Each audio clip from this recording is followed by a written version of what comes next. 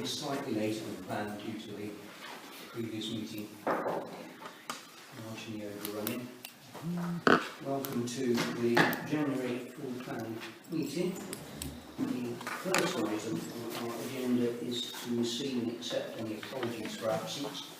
I'm not sure whether there are any. It's just Clive, which I think you've already heard, Clive because he's Humphreys away. is away, and I don't think we've heard from David for a No, I've not heard from him. What's this signature on here then? Oh,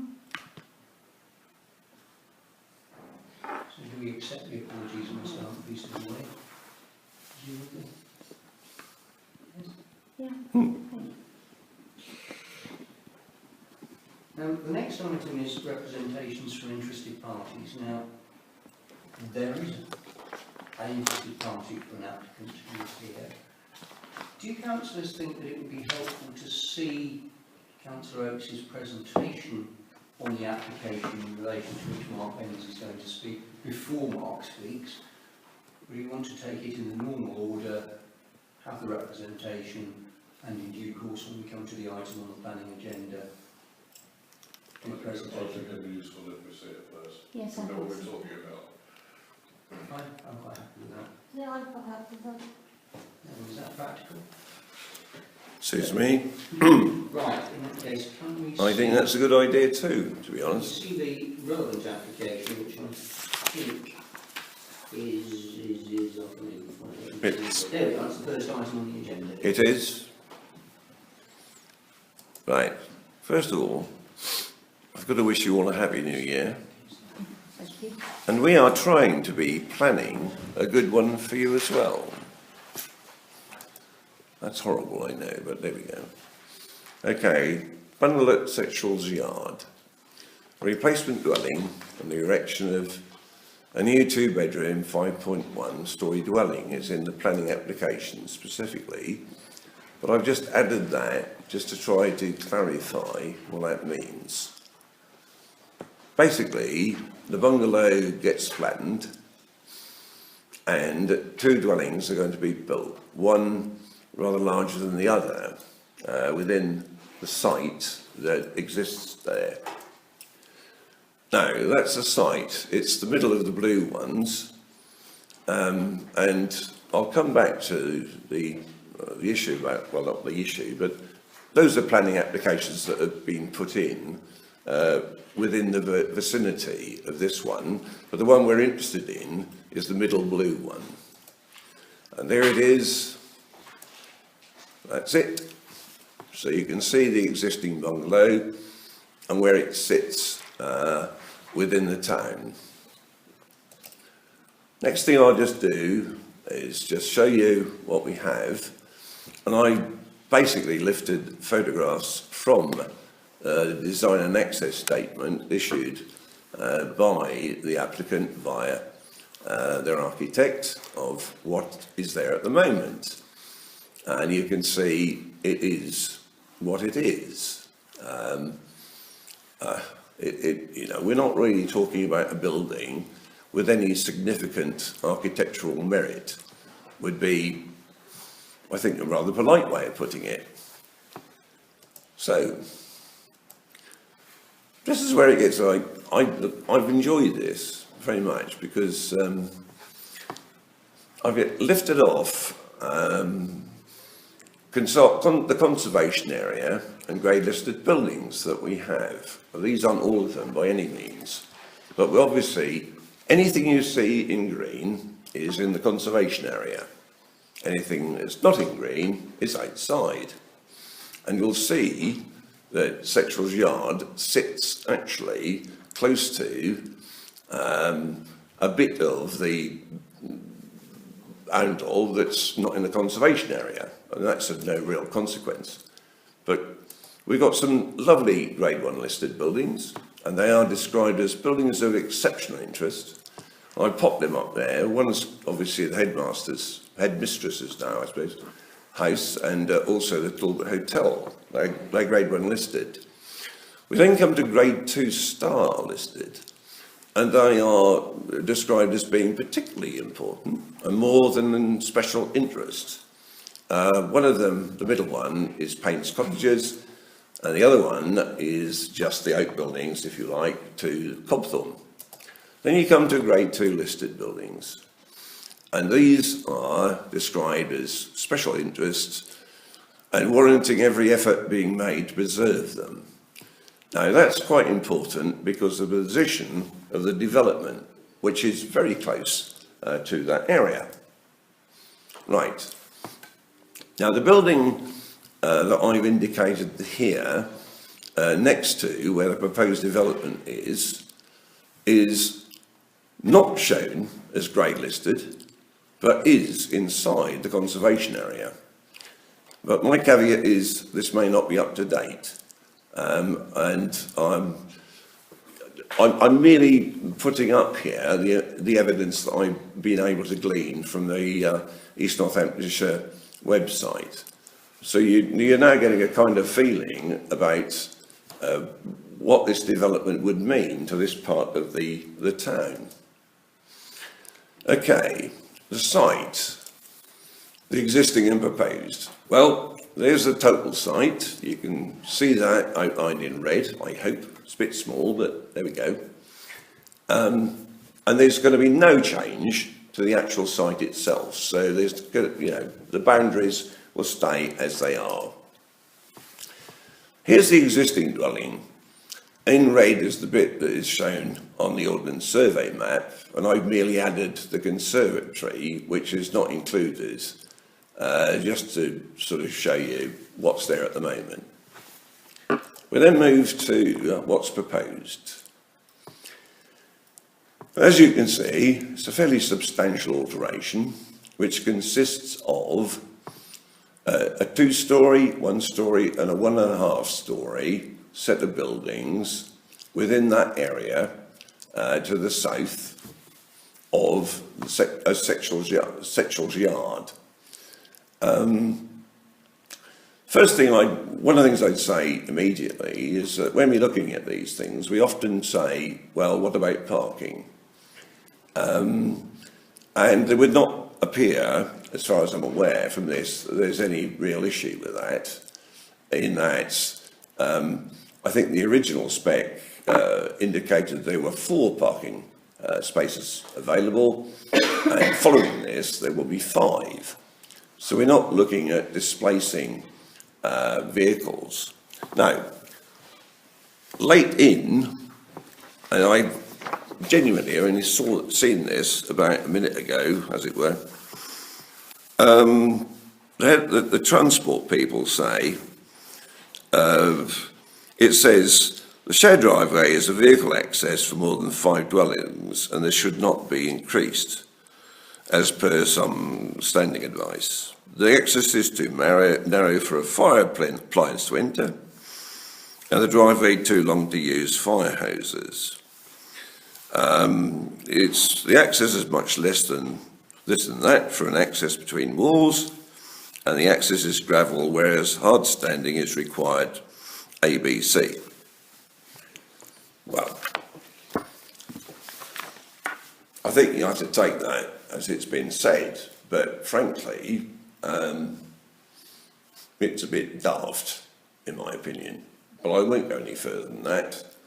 But I just need you to be aware that Highways have expressed a bit of a concern about vehicles entering and leaving this site.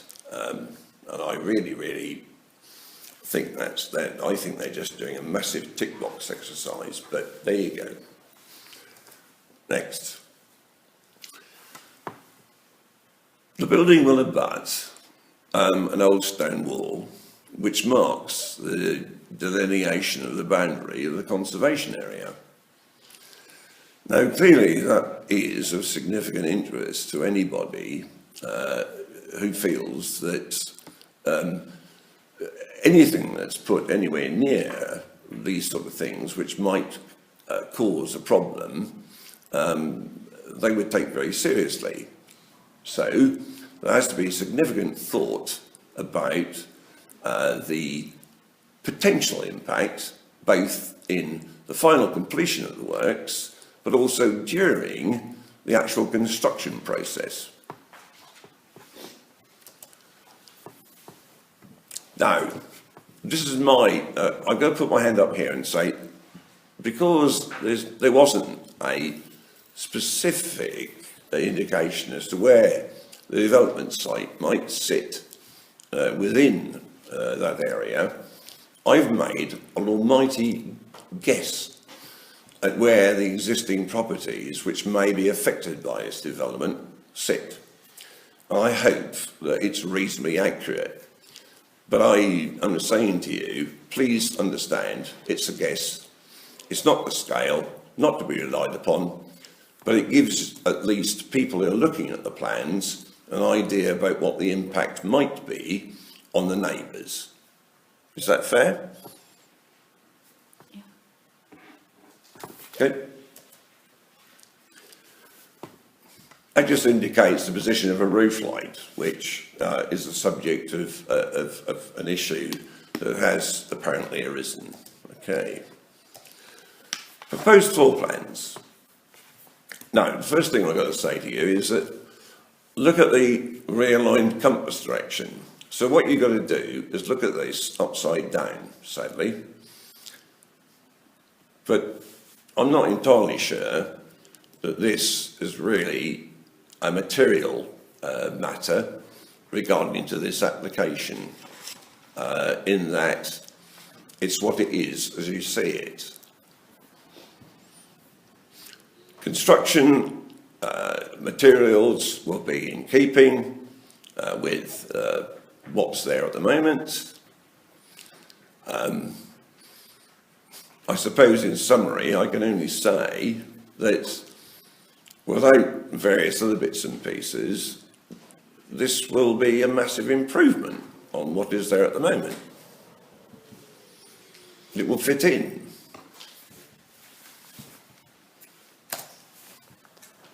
The elevations. Well, I'm not entirely sure that this was really terribly helpful, but they're up there because they're on the plans as submitted.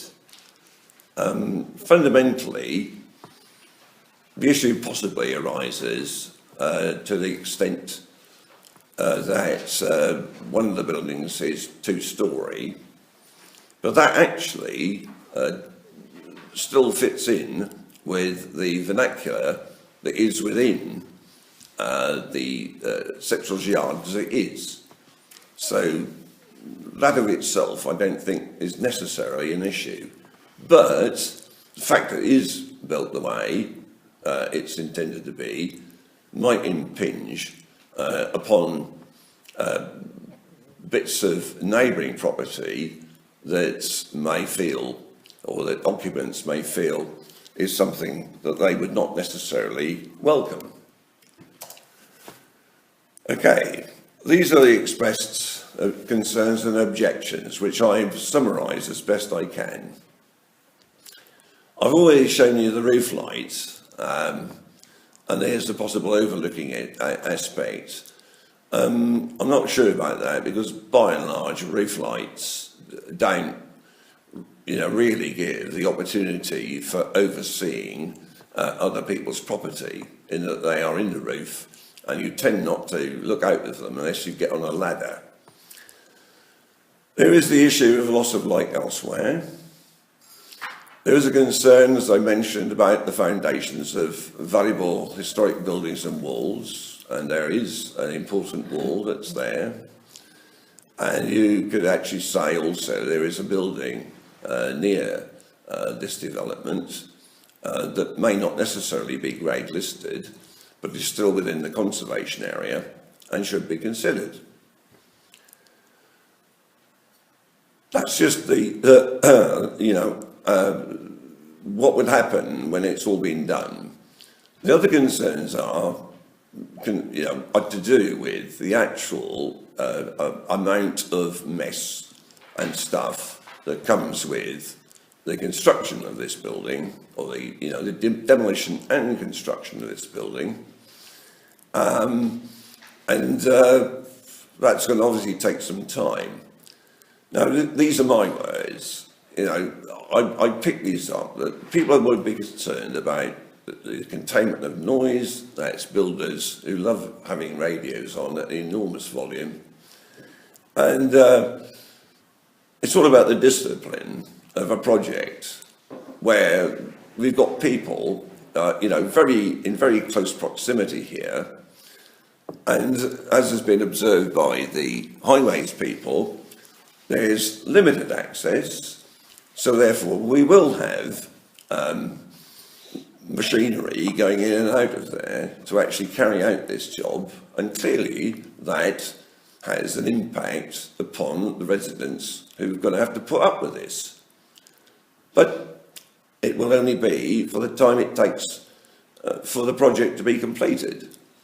And you can only shrug your shoulders about that. That's just a fact. And frankly, that's all I really need to say at this juncture. Is that okay with everybody? Right, thank you. I can clarify anything you wish. You can always go back to it when you look at the application. Plus the other stuff I know and understand. I'm aware that Mark Benz is here on behalf of the applicant. I think we've also probably all seen the letter from Mr. and Mrs. McCann, who was circulated earlier today. But if Mark would like to say a few words and perhaps pick up on some of the points that Councillor Oates has raised. Yeah, thank you. I mean, firstly, I do acknowledge to all that it's quite a complex site. It's been quite challenging to try and come up with what I believe is a good solution. So what I have done, if I'm allowed to bring forward, I've created a 3D. We did 3D illustrations for the planning application, which I don't think Neville put the screen up. There was 3D illustrations there, but I've done one that probably helps you better understand the site. If I can table that. Yes. I've got some copies here. I've done 2 or 3 copies, so if I slightly different angles. I put my hand up and say, I think I missed this. That wasn't on It wasn't on the website. Please tell me it wasn't on the website.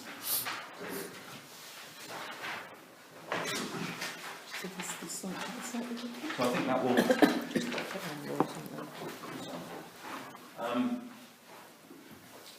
Part and parcel of doing that was part of the study of whether the buildings actually sit in the site comfortably or not, and that was one of the main reasons for generating that. Often we find you don't submit these with a planning application, dare I say, because sometimes it offers probably an awful lot more than you want to, but I think in this case I've spoken to the family and the applicants, and they're very happy for everybody to look at it as a whole to make a fair judgment of what has been put together. You obviously have received a letter from the McCanns, so I won't need to sort of reiterate that, but that was really just to say that this is a local family that want to remain here. This is a not-for-profit, it's not a developer trying to make a few quid out of a site. They would like to live next to their ageing parents in a year or two's time, and that is the primary reason for it. The development and looking at this. Furthermore, to the planning application that we submitted a while ago in the consultation, there has been a number of comments which you've all seen. Christmas got in the way, but we have actually responded to those comments, and I wonder if I could go through those. The planning officer has received these and is publishing them on the website either today or tomorrow. They will be on there. I'm quite happy for you to take a copy of this as well, because it's the same document that the planning officer had. The set roof window in the bathroom of Unit A, in the west elevation, is set above head height. The lower portion of this is set at 1.8 metres, so unless you're standing on a very tall box, you're not going to be looking at it, and it is a bathroom as well, so I think in that terms there's no overlooking there. There is a gallery window that I thought was sort of mentioned, and I sort of picked up on this, on that west elevation as well. And what we've said is now we've amended the drawings that this would be as obscure glazed to make sure that there was no chance of overlooking, albeit we believe it's below the roof of the adjacent property, so not an issue anyway, but it would be obscured, and we put that on the drawings to amend them. With regards to all the structural works, the integrity and protection of adjacent properties, this will be paramount. This is what we do all the time when we're constructing sites and working on sites. Structural engineers would be engaged to ensure that any foundations and works associated by the construction works will not affect neighbouring properties, and that includes walls as well, especially historic walls. I'm sure Lloyd Mills wouldn't want us to be undermining any of the historic walls. In advance of any construction works, each of the adjacent neighbours would be consulted fully, and I'll just come on to that a little bit more in a minute.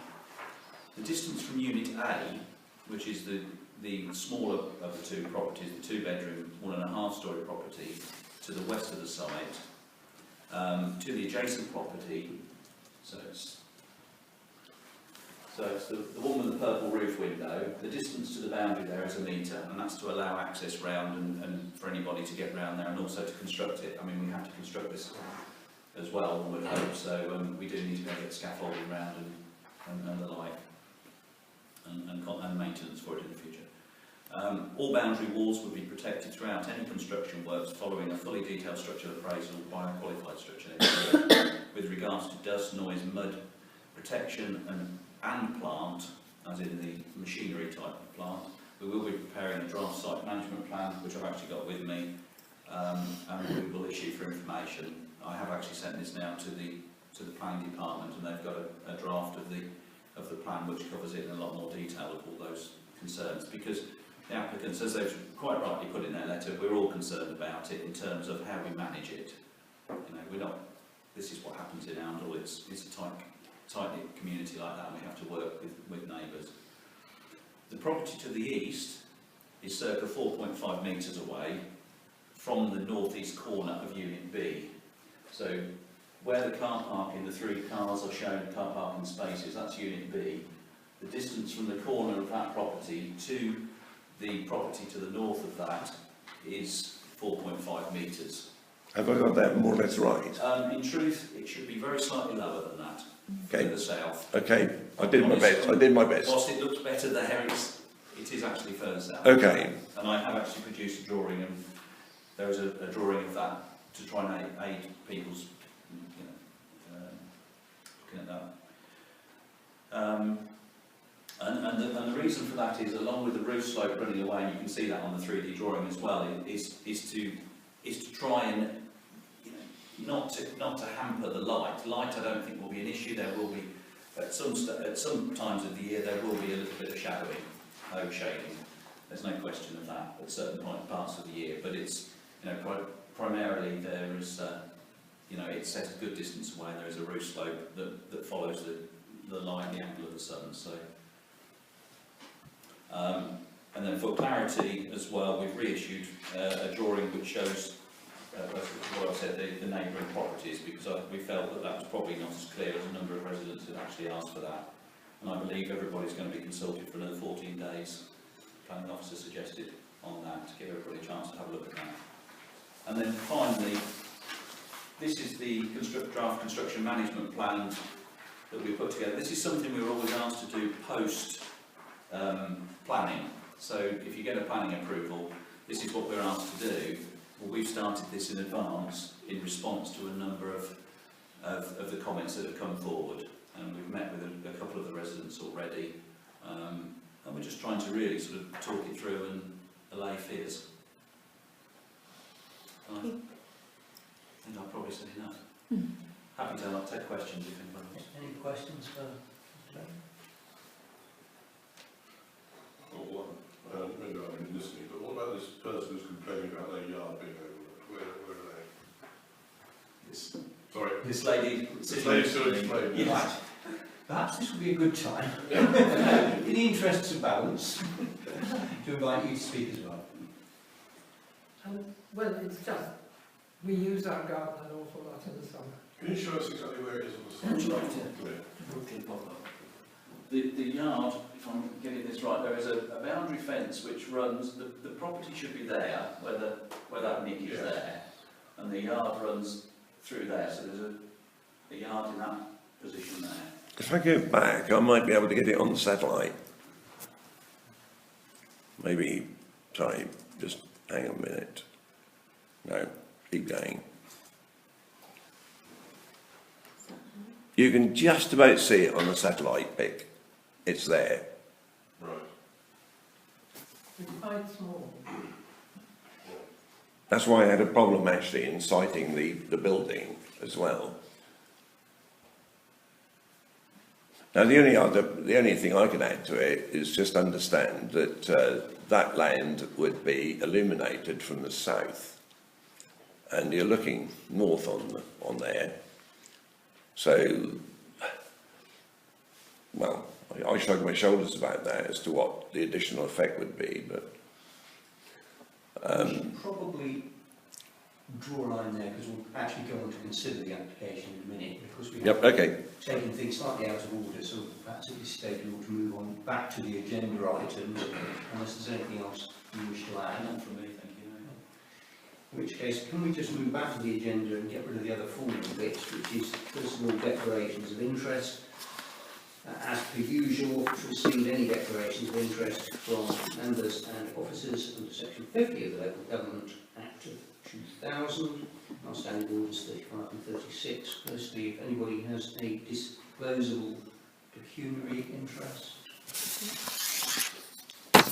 or any other interest.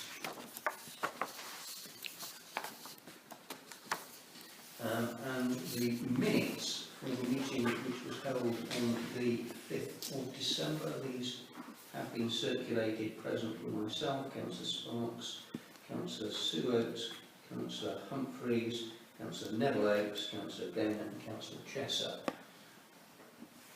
Anybody wish to propose those? Councillor Oates then just about beat Councillor Oates, yes, I think. I didn't look. By the way, we're not colluding, by the way. I didn't even look. Right. All those in favour of accepting those who were present? I think all of us were. You have to bear with me. Second, those.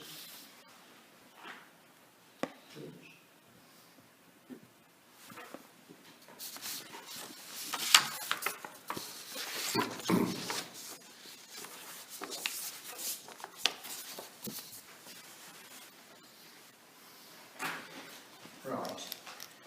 Well, that brings us to the planning applications, and by happy chance, this one that we've just been having a presentation on is the one that comes first on the agenda. So, this is an application both to demolish something that's already there and replace it, and to add in an extra dwelling into the site.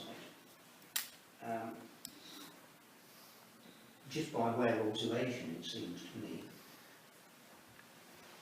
if there wasn't going to be an extra dwelling, but there was going to be a replacement dwelling,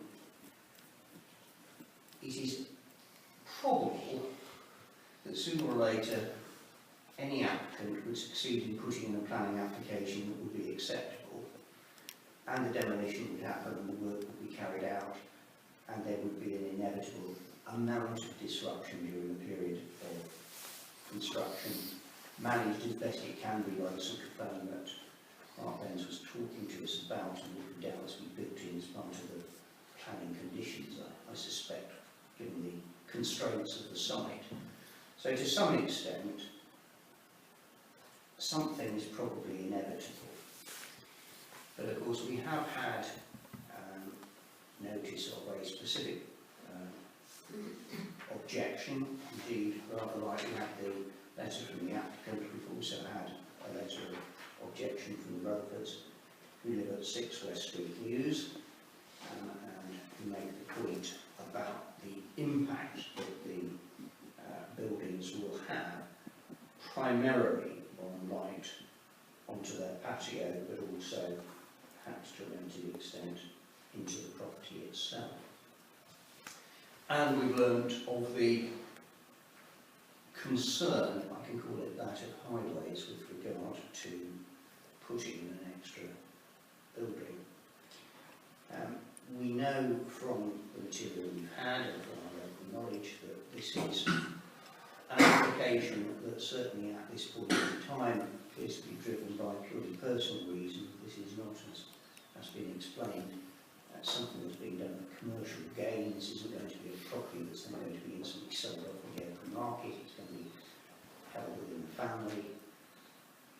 Going forward, of course, yes, it is one extra property with the associated additional traffic movements in and out of it into that garden.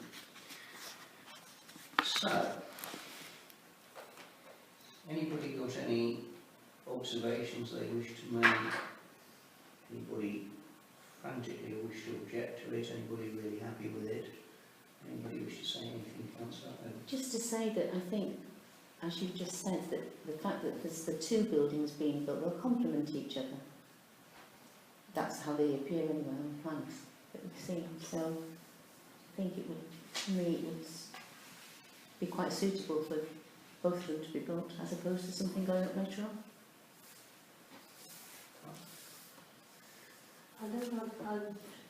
I need to take it all in. Councillor Chess is buying the time. Anybody else with any observations? I think the highways observations are spurious. We all know West Street and the access and egress from these kind of properties, and Sectional Yard is no different from the Mews, which is next to it, which you can see on the right hand side there. And there are an awful lot more cars that go in and out of there.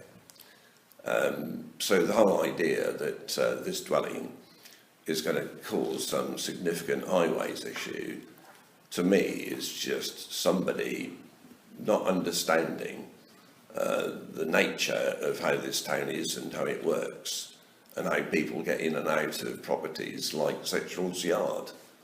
I think that should be utterly dismissed, personally. I think the only issue I have is with this lady, the problem with light don't go on. I think it's an improvement, but I can see your point, you've got to do.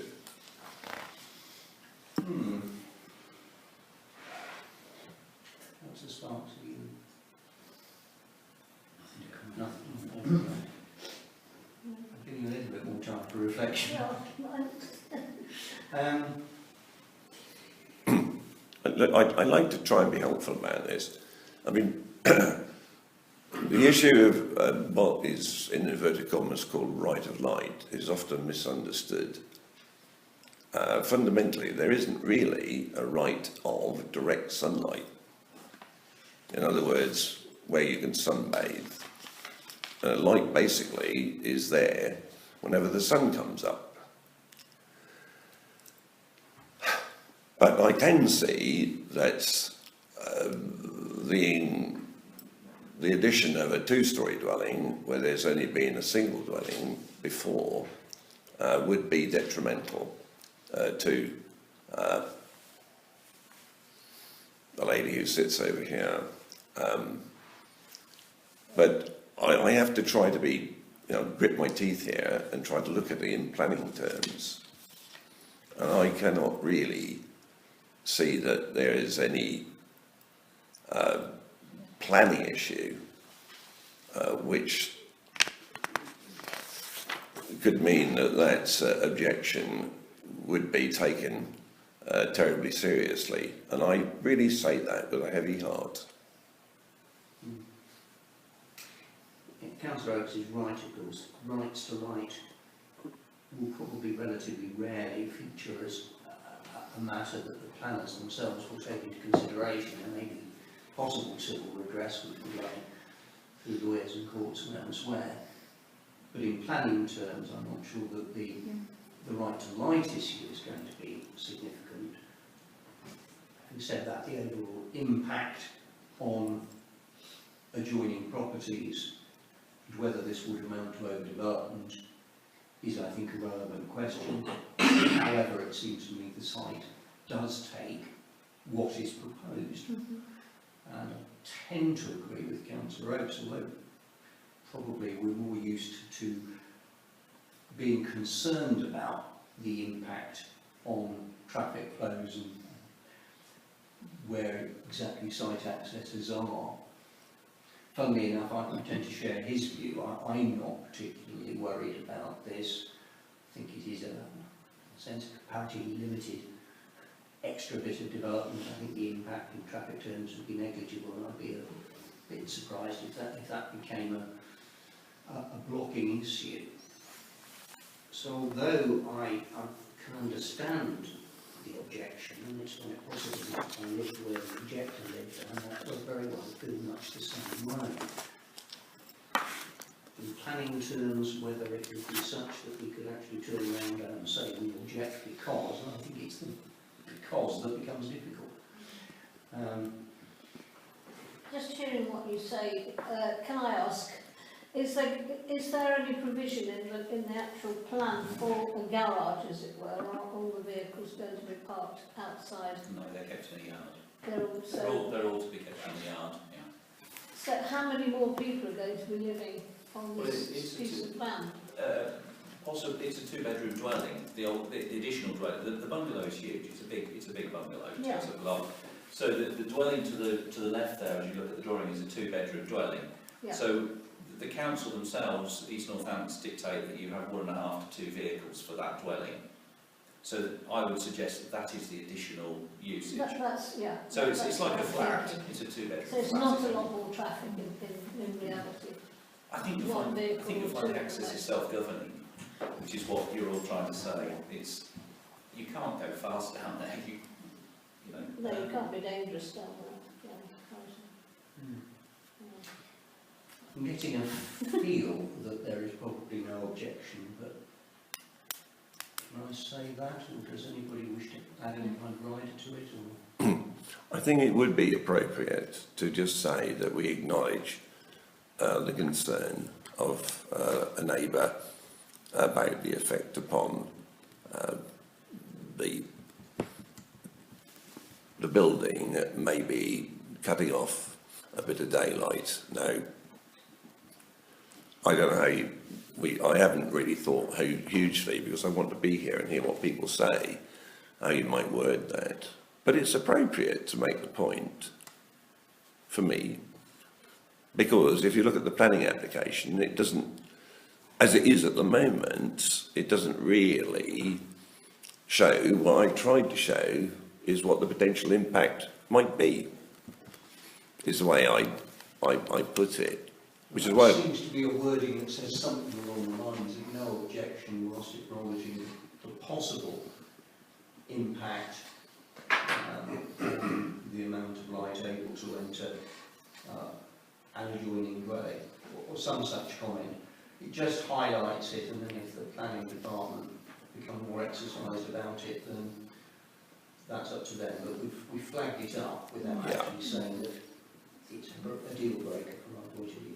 Yeah, I'd also make the simple point that the concern has been lodged officially Yes. with them.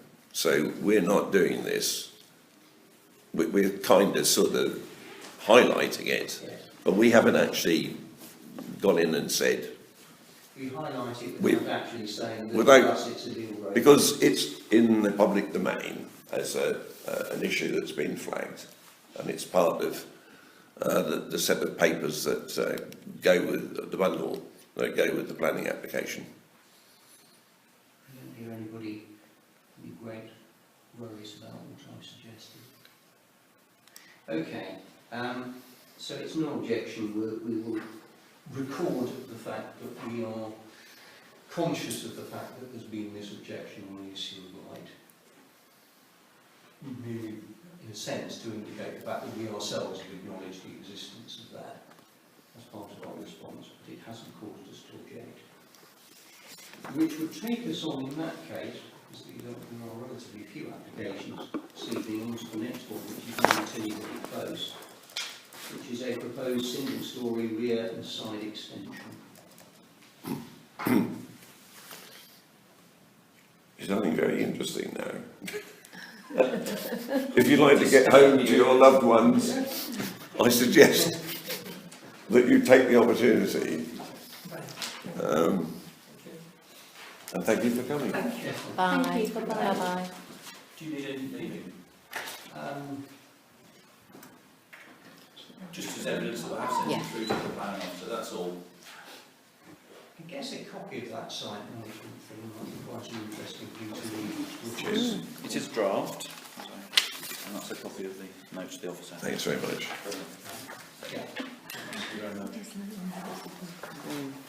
we'll keep those with the balance on the file. Right. Happy New Year to you, Mark. Sorry. Happy New Year. Happy New Year to all, yes, and I'll speak to you all soon, I'm sure. Yeah. See you all. Bye.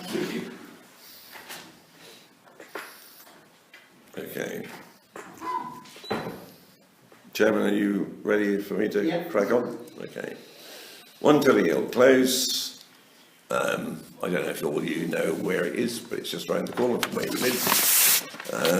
So it's up there, just past the George pub, hang a left, and there it is. So, you got that? Right, next bit. Now that's a photo I got off Google, which was taken probably 2 years ago, I think it was. And you can see on the left, you've got the 105 Glapthorne Road, and where I put the number 1, and where the red things are, is the identification of the property in question. And you can see on this particular photograph that to the left of the property there is an overhanging sort of porchway and basically a kind of carport, which is actually was a garage. Now this is the interesting bit. That's how it looked yesterday. So That's all happening. I popped round and I thought, it's not quite as I picked up originally. So work is well underway, I think we can say. The porch is gone, whatever else. So what do you say to that? It looks as though it's going to happen even if we say no. Just because people start. Look, Surely doesn't mean to say anything. oh, Chairman, look, we love retrospectives, don't we? Oh, we might as well start the new year as we tend. I have a feeling, anyway. Okay, one has to have a bit of a laugh. That's where it exists at the moment. I've just highlighted the area, which, you can see it's been flattened already. And that's the proposed bits. And fundamentally, bit going on the back, filling in on the left-hand side. That's it, really. So they're actually probably about doubling the size of the house, aren't they? Well, I wouldn't. No, wait a minute. No, I wouldn't say that. No, because no, it's only a single-storey extension at the back. Okay. Because if you look on the right-hand side, you can see it's a lantern light. Yeah. That's the roof. Yeah. So it's only a single extension there. And to be honest, I mean, How much of the garden's left? Well, they've got a whole look, lot. reasonable amount, yeah. I mean, to be honest though, it'd be difficult to actually do anything that's going to actually detract from the current look of the place. What That may be a bit of a vicious thing to say. turquoise blue plastic container? Is that a gas supply? Or? No, I think it's I've no idea. It looks as me. No, it's just a water butt. It's a water butt. Yeah. I guess it's a water butt. Something underneath it, probably. Yeah, I was going to say something. Yeah, that's probably because they've been doing some alterations to the front, haven't they? And they therefore, but I think it's a water butt. Okay, but I mean, really, cracking on. It is only a single-storey addition to the back, and basically it's single-storey to the left as well. It's difficult to think that you could do anything to damage the look of this place. So we say we have no objection. I have no We will move on. Yeah, no, but Just to make a point, if they haven't started work on it, the reality is that we would have absolutely no objection. Correct. So the comment will probably be that we would have no objection, but note that work appears to have been started prior to the planning permission being granted. And we would once again urge applicants not to assume a grant will be made, or that objections won't be rendered to these things. I think we're going to have a standard paragraph. Well, funny enough, yes, you'll notice an item on the agenda a little bit later on, because I think we probably do need to almost have some kind of standard wording that we can apply. But I think in this case, we certainly wouldn't have objected, so it's more just to note the fact that work has started, and whether ENC want to cause them to stop and work on it until such time as the application has been dealt with as a matter for ENC, but I think we could highlight that to them and leave it to them. In which case, let's move on to 9 Millfields. Okay, Mr. and Mrs. Phillips. Okay, straightforward application. That's where it sits. If you don't know where Millfields is, but it sits really right at the, in the cul-de-sac, right at the in the corner at the end there in the close. You can see that. Everybody okay with its position? Yep. Okay. Now that's a photo that I took. So you can see the house.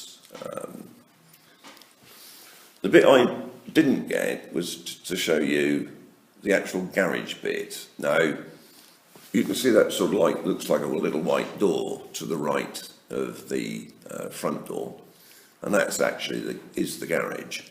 And possibly the most contentious issue with this application is we have somebody who's doing what a lot of people are doing, is changing the garage into a household space. Now, most people these days, it seems to me, don't actually use a garage to store a car. They use it for other means, and they leave their vehicles on the drive or elsewhere.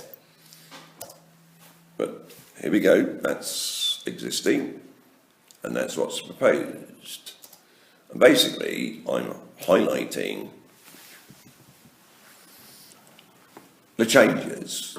Now, the bottom red rectangle indicates the conversion of the existing garage into a study area.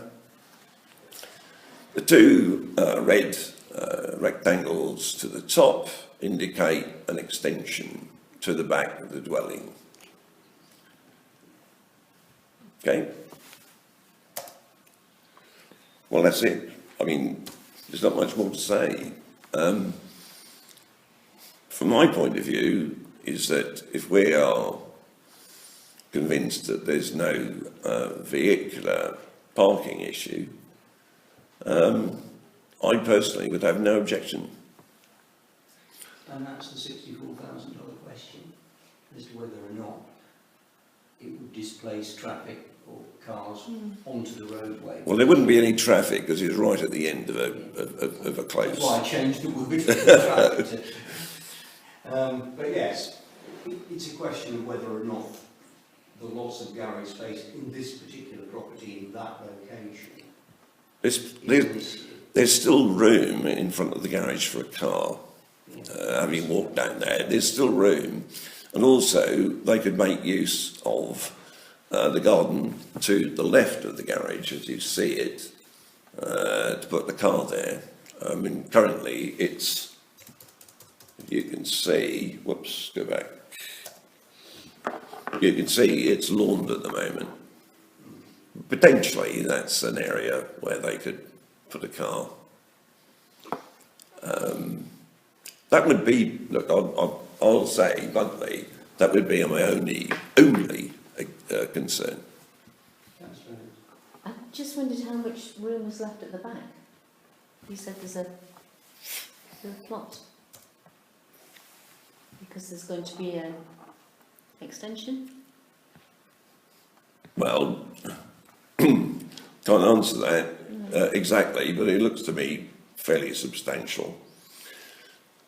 The interesting thing about this is that tastes move with the generations. The tendency these days appears to be to have smaller gardens and more usable household space. And you can see that in most of the designs that have come up now. Indeed, where we live at Creed Road, you can see that in the houses that have been built up there, at the top of our road. They differ from the ones that we live in significantly in that there is very little garden. Now, I don't know whether that's just a fashion thing. Maybe people just aren't interested in mowing lawns anymore, but that's the way things are going. Any objections from any of the neighbours? No. Please, can you say, please never ask me that question. I'm just throwing it all in. No objection. I can't no see. Objection. Well, thank you. Okay. I think And parking issue is sufficient, No. so no objection. jolly It is good. very, very quiet down there. It is. Which takes us to the interestingly named stable rooms courtyard cottages, which Oh, is gosh. an expression I've not heard. Well, you see, Rear of number 31? I know this only too well. Okay. Note the applicants. They are Mr. and Mrs. Simmons. I don't believe I need to declare an interest, although I do know them because she was the chemist at there. I remember Richard was councillor. Yep, and they and they actually, rent out premises, during the summer months. Okay, so look, I know of them, but I don't believe I need to declare an interest. Basically, big walnut tree, very close to the back where they're living, which is in that house, just to the right at the end of the arrow, on the right-hand side, and they're just reducing it. Our normal policy would be to say this is pre-husbandry, and we wouldn't normally actually make any comment on it or objection. It is very dark in that area because there's a lot of greenery. So you can actually see that from the car, can't you? No objection? No objection. Right, sorry, I missed that bit, look. Shape accordingly, it's too big for its surrounding area and the longer limbs are becoming overweight. There you go. Knockout blow.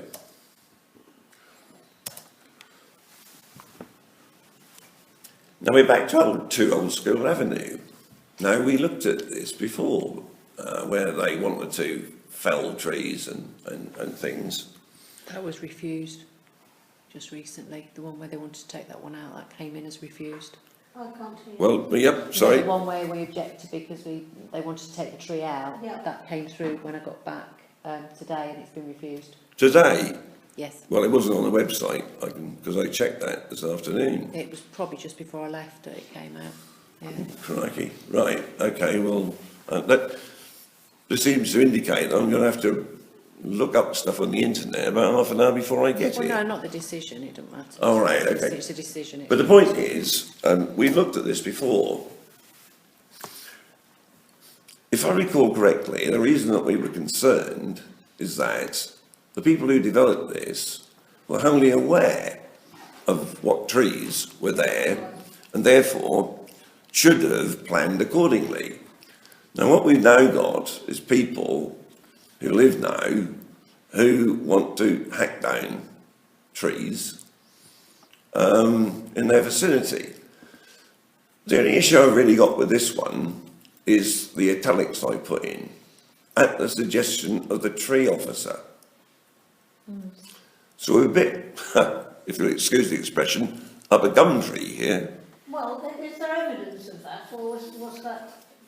All I can say is, Was that the suggestion? can I just say, look, that is what's on the planning application. I can say no more. I've not spoken to the tree officer.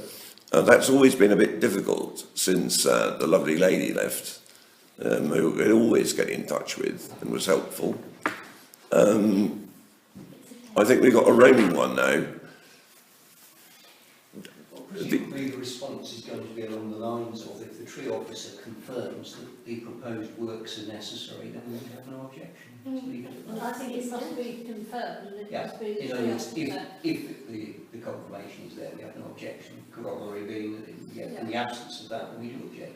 Because I remember the planning was given subject to. Oh, very much so. It certainly was, It was very much a condition. absolutely. And there was more time spent arguing about the trees than there was about the actual. Well, particularly down that route down at Ashton Road, towards Ashton Road. That's Oh, what I mean. oh crikey, that went on for ages. Okay. So, subject to the tree officer confirming that the work is necessary, then we have no objection. To be honest, I don't think this is as serious as the other ones we've had from this particular applicant. But this doesn't suggest the removal of the... No, it does. It says prune off a dead branch. So, a dead branch is a dead branch, and it's dead, it might as well go. Yep. The other one, they said, is close to the house, or the tree officer says it would go, or something like that. Yep. Agreed. So, that's as far as I'm aware of the planning application. Thank you. We have two other matters on the agenda, both to be taken, I think, relatively quickly. Councillors will recall the saga of 5 Cotterstock Road. Oh, God. You will recall that we had speakers both for and against prior to the meeting, and after the meeting and after we published the minutes of that meeting, one of the objectors basically came back and wanted us to revise what we had said. But that's what's instructive. If you read actually what it says on our agenda, one of the objectors would like the wording amended, as although the comments submitted are accurate, he fears that it is not apparent whether the councillors who abstained were either for or against the application. Well, taken at its highest, that's nonsense. By definition, a councillor who is abstained is neither for nor against. That is why they are abstaining. So of itself, it is nonsense. Now, I must admit, when I did see the draft minute, I did actually suggest to Lisa that it was amended, but unfortunately by that stage, I think it had already been...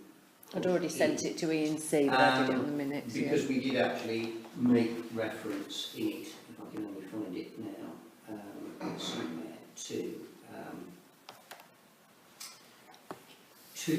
within the objection we mentioned the fact that 4 had been in favour of this and 3 had abstained,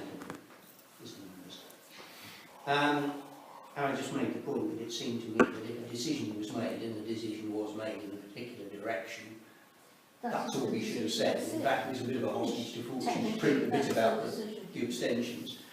So maybe for future reference, it's unlikely that unless you had a recorded vote for some reason, you should actually record that. If there's a decision, there's a decision.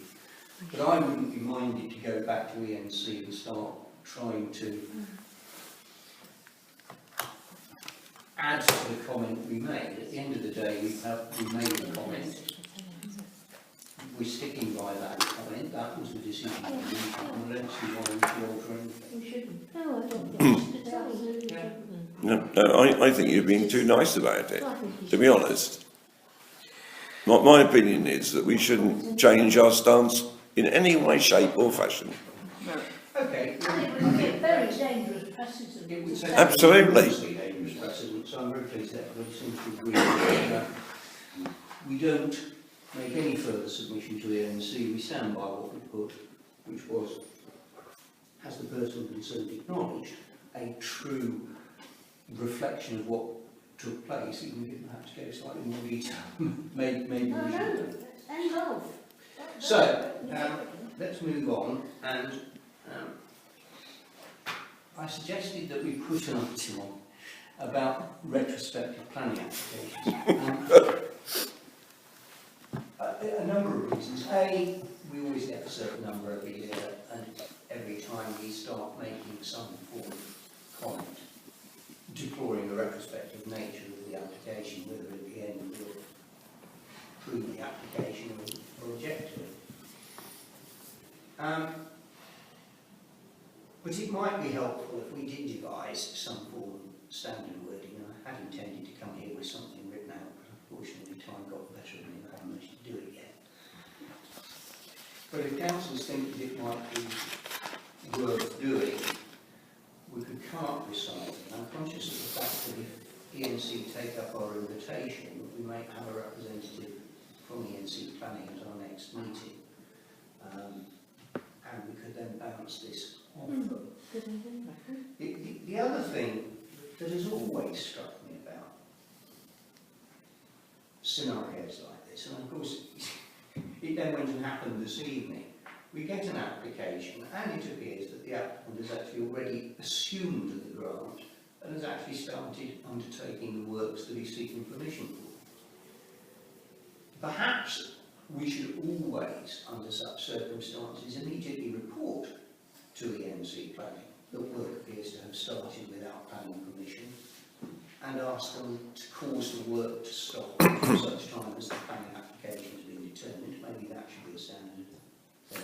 Well, I think Councillor Jesser would, well, look at the house that was just down the road from you. And what I learned from that is that they now have a much more robust approach to people who are not keeping to the planning. And they do, the inspector, when I made an objection, was round at my house within about 10 minutes or less. Well, that's impressive. And it's, you know, matter of pride to them that they've now tightened up. Well, I think therefore it would be appropriate, potentially, for us to say, and in conjunction with the one that we looked at this evening, that we do actually draw it, quite apart from our comment on the planning application itself, we do draw the fact that work has already started to the attention of the NC enforcement and actually ask them to cause the work to stop until the planning application has been done. I think there are three things here. Number one is exactly what you said. Number two is that we have some wording that is after the fact, but actually what we need to do is maybe go into the Oracle, get on a megaphone or whatever else, and get in there before it happens, because once it started, you're dead in the water, really. If they chop something down you don't want chopped down, it's chopped. So my certain house in Blackthorn Road where that well, there we go.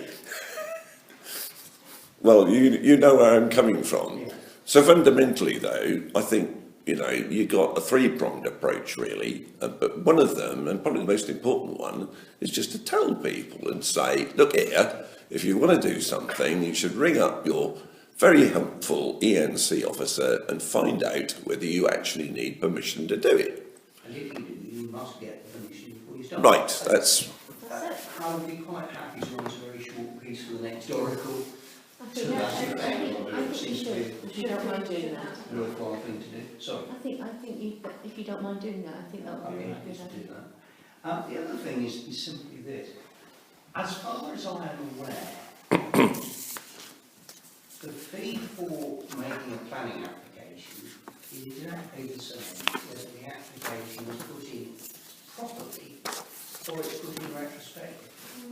good point. If that is indeed the case, then the answer is that people should be punished because if they apply retrospectively, either because they realise they have to or they're forced into doing it, it ought to be more expensive.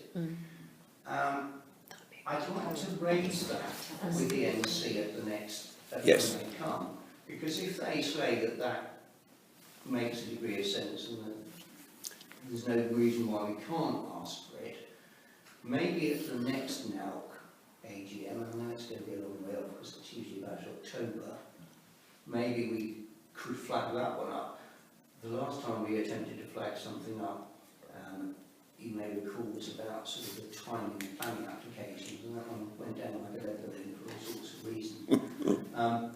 This one might actually be rather more popular because if it actually puts some money into the pockets of local authorities and acts as a deterrent to people who are doing the wrong thing, then you'd think that actually there might be some support for that. But you'll know, as we do, that the issue only really arises when you want to sell. And the solicitor on the buying side goes, right, have you got permission to do that? And if the answer's no, then we will have a scurry off to the planning department to get retrospective.